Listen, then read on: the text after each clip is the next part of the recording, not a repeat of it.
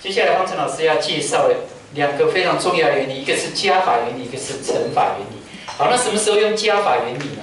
加法原理呢，它是从头到尾的情况，每一个都是从头到尾。好，那每一个都是从头到尾的情况，它不重复也不遗漏。那这个时候用加法原理。好，那举个例子很简单，比如说台北到高雄，好，到高雄，好，那你可能坐火车，好，有3种方法，2、3，有3种方法。可能坐飞机啊，有2种方法。可能这个坐巴士啊，有1种方法。好，那这样子总共会有几种方法？台北到高雄，好，用这种3种方法的话，那它就是这3个加起来总共就6种，好，就6种，所以就是2加3加。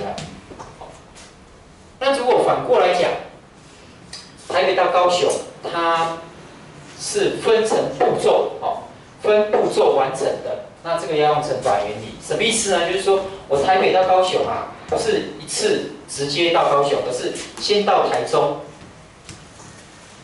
好，然后再到这个高雄，再到高雄。好，那比如说台北到台中有3种方法，那台中到高雄有2种方法。那这样台北到高雄会有几种方法？就会有6种。哎，你说老师是哪6种啊？好，这个我把它标成 A、B、C。哦，你可能是用 A 的方法到台中，或者 B 的方法，或者 C 的方法。那这个呢，我把它标作1跟2好了。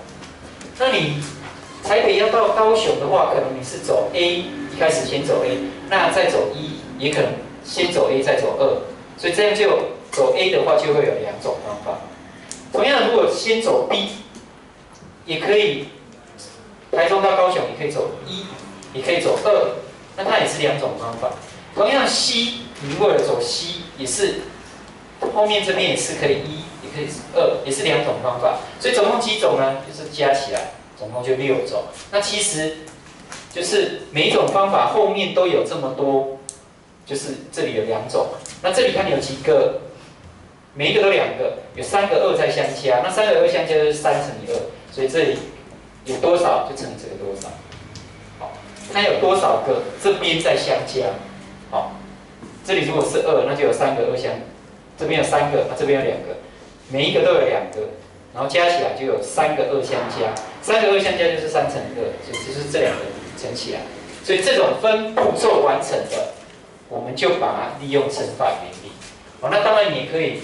台北到台中，台中到台南，台南再到高雄，那也是一样，全部都用乘法。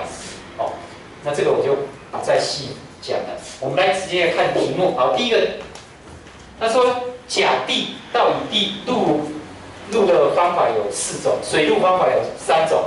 那从甲地到乙地总共有几种方法？那很简单，就这2个要相加，因为这2个路的方法也是甲地到乙地。水路的方法也是甲地到乙地，都是从头到尾的。好，那他们没有重复，好，没有重复，所以就用加法原理。所以答案是7种方法。好，那看到这种情况，他说甲地到乙地呢，要先走陆路，再转水路。哎，也就是说你也要走陆路，也要走水路，不是只走一种。刚才是陆路就直接从甲地到乙地了，那这里没有，你是先走陆路。走完陆路到乙地没？还没，你还要走水路，分成2个步骤才把它做完。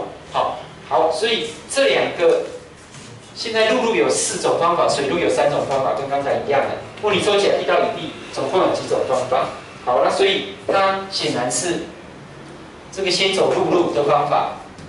那陆路的方法它是有4种，然后再走水路的方法它有3种。那所以。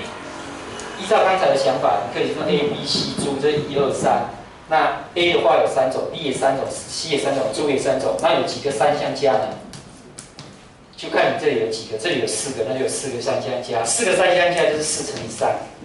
好，所以答案呢就12种。这样可以吗？好，